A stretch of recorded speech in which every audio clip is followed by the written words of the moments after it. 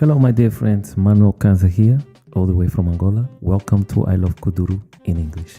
So, finally, we have the I Love Kuduro in English, and you will enjoy a lot of good content that we are going to present here for you. Without further ado, we have our first guest who is from Romania. Her name is Daria. Let's watch what Daria has to say. Very good. Hello, Daria. Hello, how are you? I'm good. I'm good. Okay. Welcome to I Love Kuduro. Thank you. Actually, this is one of my dreams, and you made it come true right now. Okay. That's good. So, this is our first episode, and the next episodes are gonna be in the studio. But this is the first I'm very honored to be here. Yes, and I'm very happy to have you on this first episode here with us. I Love Kuduro, straight from Angola. The reason I contact you is because you've been taking classes with me for a long time. 3 years Yeah. already. Yes. Yes, and it's been such a great journey. You have done so much to be better at what you're doing, and I just think that for your effort, people need to know who you are and what you have been doing in terms of Kuduro. So my question to you today is, you know me, I'm going straight to questions now. Oh yeah, I know. Don't have too many. We don't have too long. We don't have enough time for us to actually talk about everything. But I just want to make sure that people know who you are.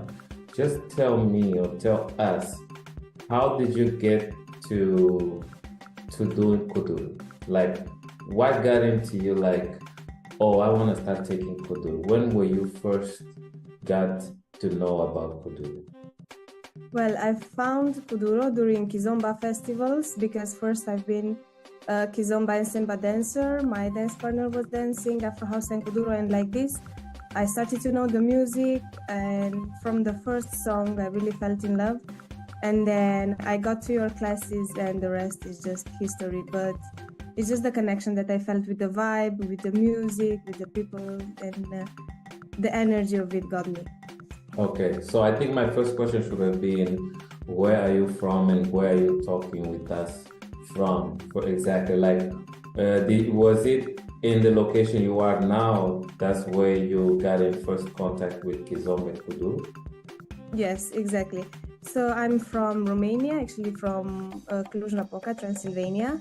And as Kizomba is really known, we already had dance festivals of it, and during the animations, they would play Kuduro songs and Afro House also. So this is how I got in touch with it. Wow. Was it hard, your first experience with Kuduro?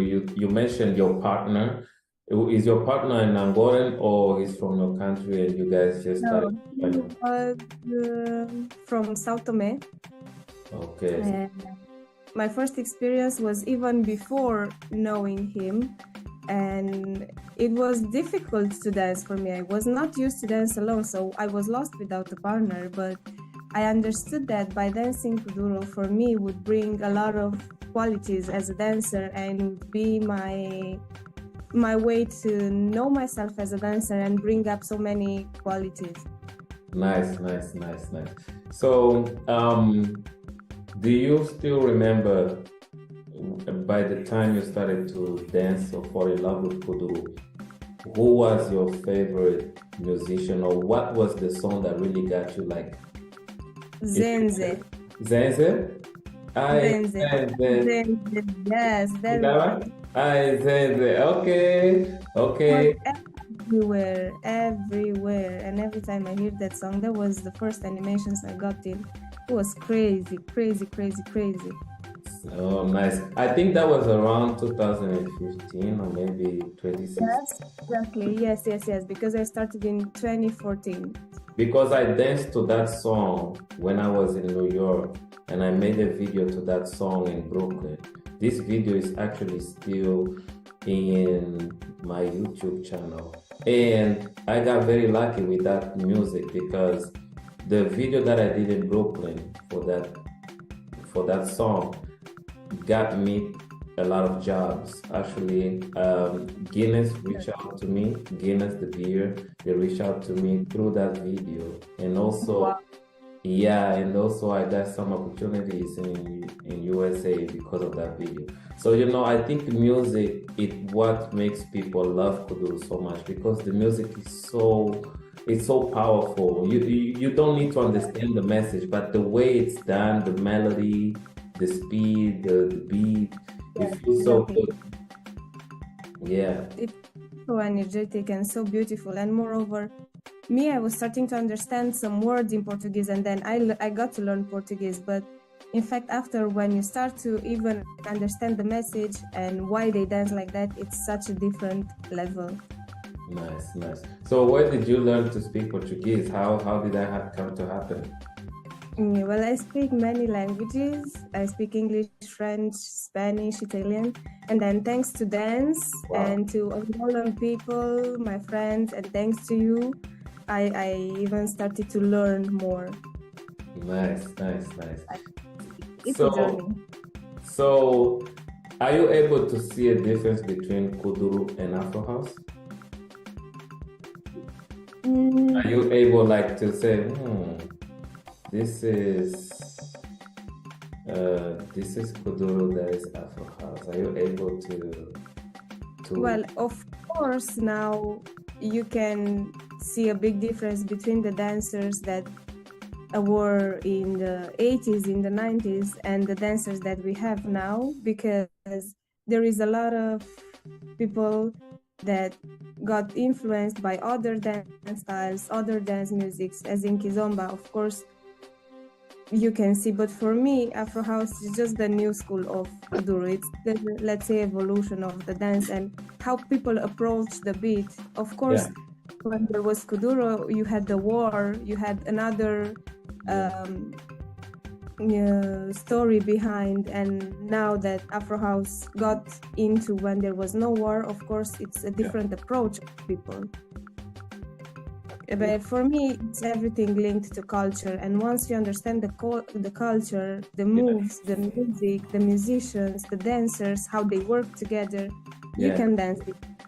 Even if, of course, I'm not from there. I just came as a guest into Angolan culture. But everything is linked to culture. Okay. I think even here in Angola, many people are not able to distinguish the difference in terms of dance, the difference between Kuduro and Afro House.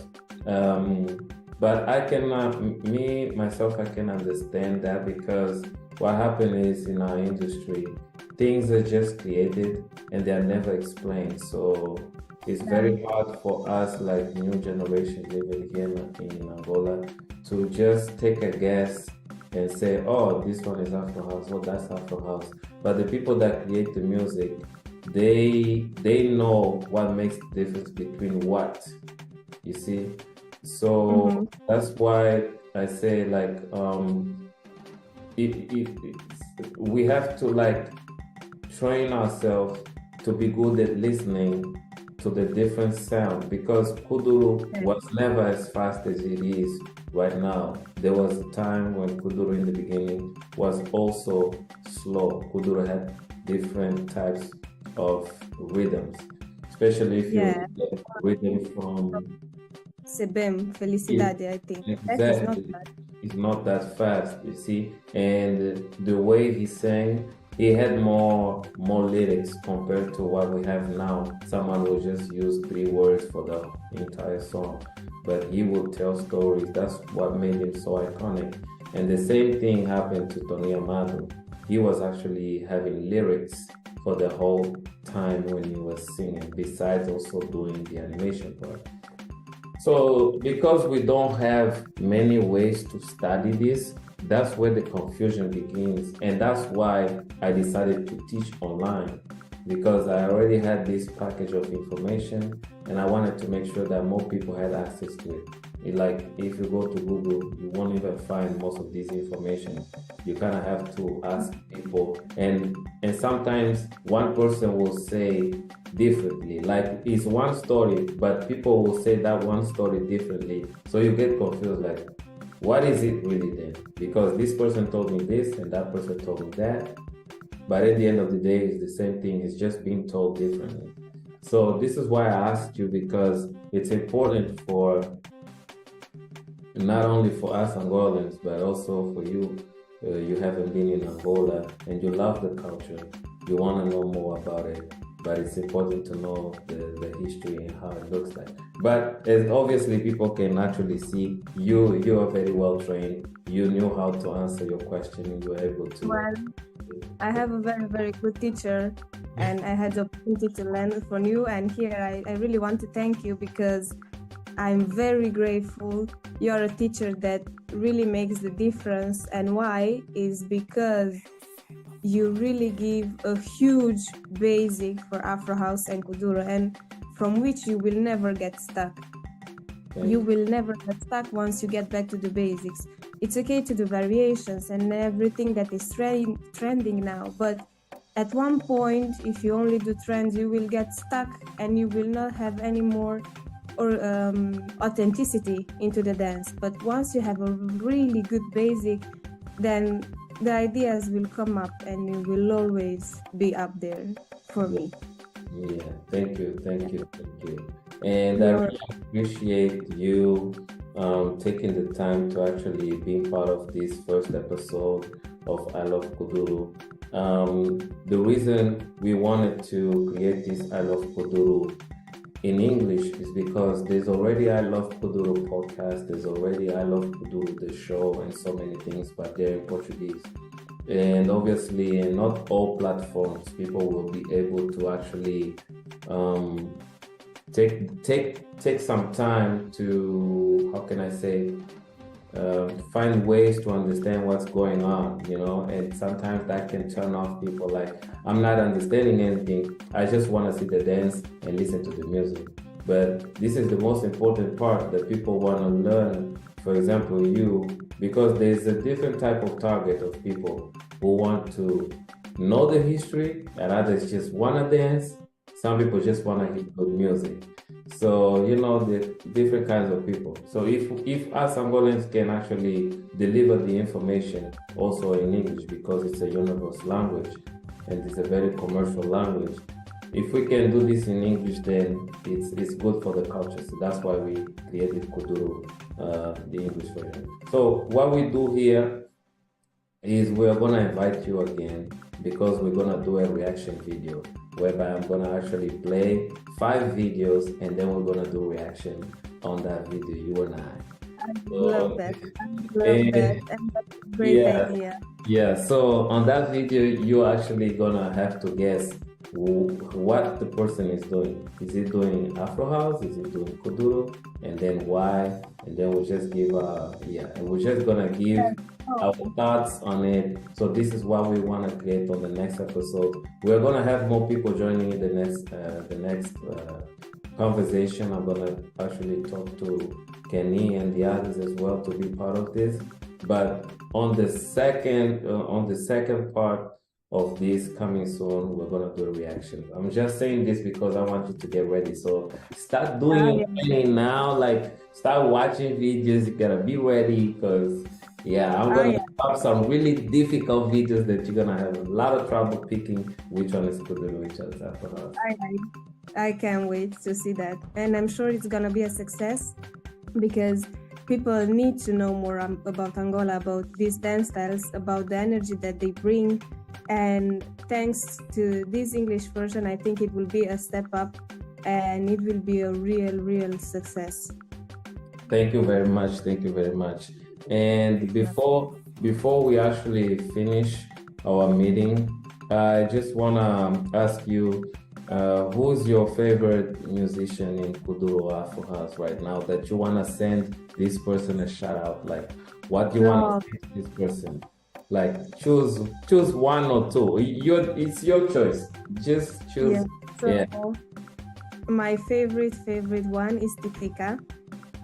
I think she has such a long story as a person, as an artist.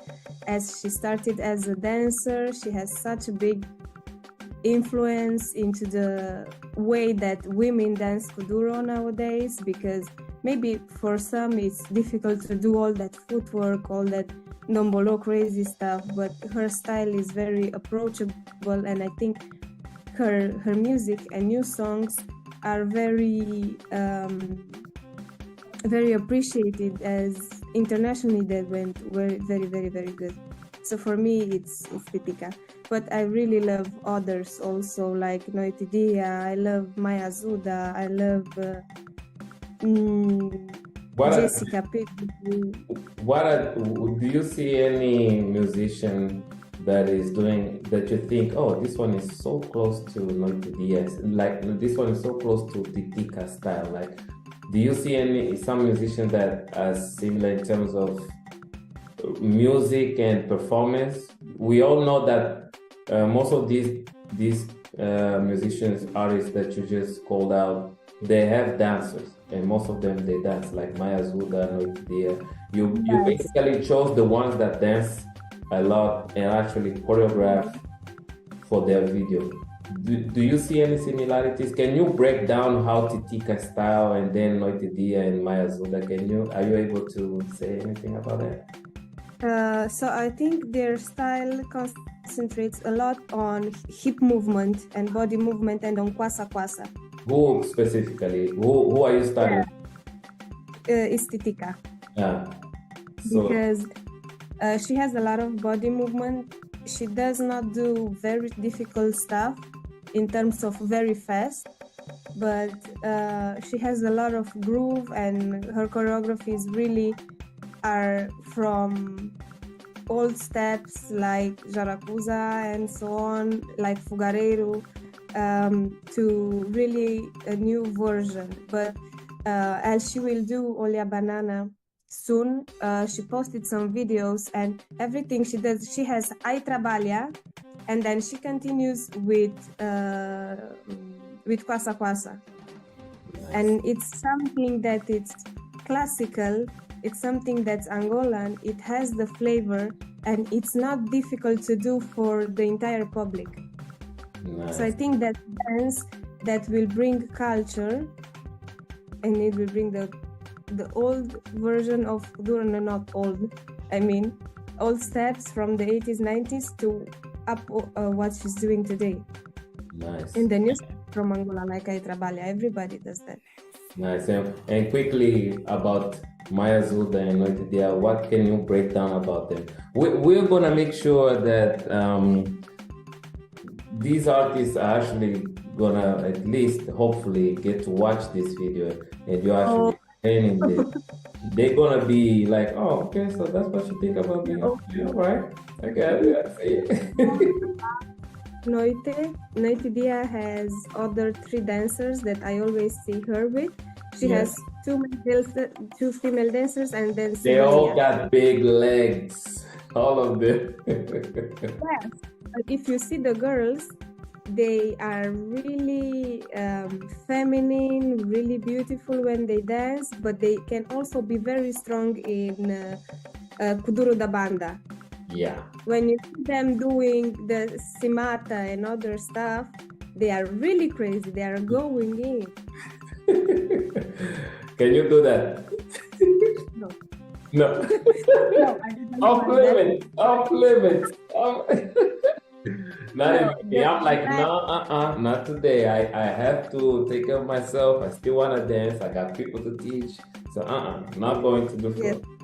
When I come to Angola, and thank God, I hope it will be soon, I will try to do it with your help. That's the next We have to drop some, I don't know, a lot of carpets in the floor and maybe a bad mattress or something. Then we'll practice some fall, 5 falls, none of them repeated. And then we can say, okay, now we can go to concrete. And now that I've only mentioned the female artists, and of course there are many more in Angola that I really, really love. Now there are the male part also, as we have Skokikuya and the other ones, Nehru, Puto Prata, and Puto Prata has a long history. Yeah. Long. What about so you just mentioned the guys, which one is your number one? Like, okay, I love the beat, I love the dance. Which one? I cannot change this. It's forever and it will be forever. Tony Amado. Tony Amado. It will be forever because my favorite song from him is Topodendo. But the thing about Tony Amado is that he didn't stop singing. It's just that I don't think there's been a lot of good promotion on his work. Yeah, yes. I think there's need to be some really good, strong promotion on his work. And sometimes an artist, they need support, like sponsor, they need good agency, everything. Yeah, but I think that he's still making music, but I think the marketing part is that it needs to be out there, you know. Yeah, because I mean, we need to appreciate these creators while they're still here with us, you know. And recently we just lost Nagrelia, and it's a very sad moment. I still can't believe we don't have him anymore, because I never met him, like I never got the chance to actually meet him in person, but his work is kind of part of my life, because I grew up listening to his music because I was young and I was listening to his music.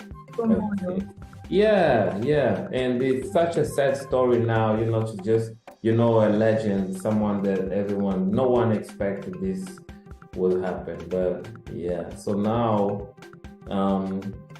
I think that talking about this, we need to find ways to pay respect to these creators, even while they are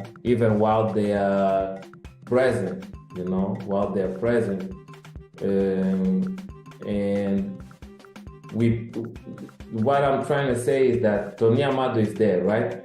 Kuduro is popular, but we don't even get to see too much of Tony Amado. You see, that's what I mean. Like, yeah, exactly. I mean, there are a lot of videos and some good videos popping up on the internet with Kuduro dancers, but I don't see now anyone dancing on Tony Amado music. Exactly. Why is that happening? But I mean, that's a right. But you know what? An artist needs to be. You need to like update your art. Like you need to be versatile. Like, what do I need to do to stay relevant? I think that's the thing. That's the question. And I know he has a particular style and he needs to defend that, but the world is moving to a different direction. So he needs to innovate his Kuduro music and his Kuduro dance, because he's the king, he's the creator. He's the reason why I'm here today. He's the reason like doing this right now. And he's the reason I actually got to meet you. And, you know, we're here talking is Kuduro. When he was creating Kuduro, he was always saying, Kuduro is going to be big. Kuduro is going to be big. And look, he believed, but other people are making it bigger and not him. That's my question. So yeah, I think it's all about, you know, pride, ego, and also what I believe is like when you do it yourself for a long time, it can be exhausting. I think he's exhausted. Yeah. And it is, of course, he did a lot of work and he is there for the culture. He began something that took off the world, and I believe that Kuduro will be even bigger than now because, of course, the possibilities, the internet for the dancers to show up their work, it's very difficult in Angola. Yeah. Of course, now there are other new singers, new artists, new dancers, but it is how it is, and the community is changing, the style is changing, music is changing, but important is that people get to know the Angolan culture and dances because they are very unique. Yeah. And just before, I know we're supposed to end this like a long time ago, but I really got to ask you this. How much do you know about the creator side of Kuduro, the dancers, the muchachos? Do you know who Betinha, Vaca Loca, Capita is? No? Oh, you don't know Betinha? I do. I know Betinha and Vaca Loca, but I do not know the name of the guy. You don't know Capita? Fogo de Deus? No. I don't know their names, but I know them if I see videos with them. Okay. I can recognize them. And I always watch videos with them, even if they are very old, they are still on YouTube. And I think everybody can see that the way they were dancing when they were young and they were doing the concerts with Tony Amado, it was very creative, very interesting, and with a lot of energy and amazing and crazy stuff. Yeah.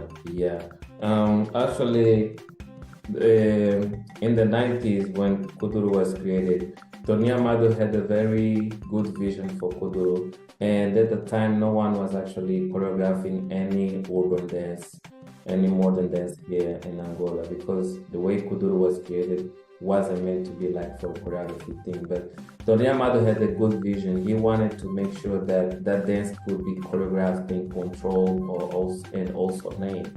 Betinha once told me that she actually talked to the team, muchachos, and said, why don't we join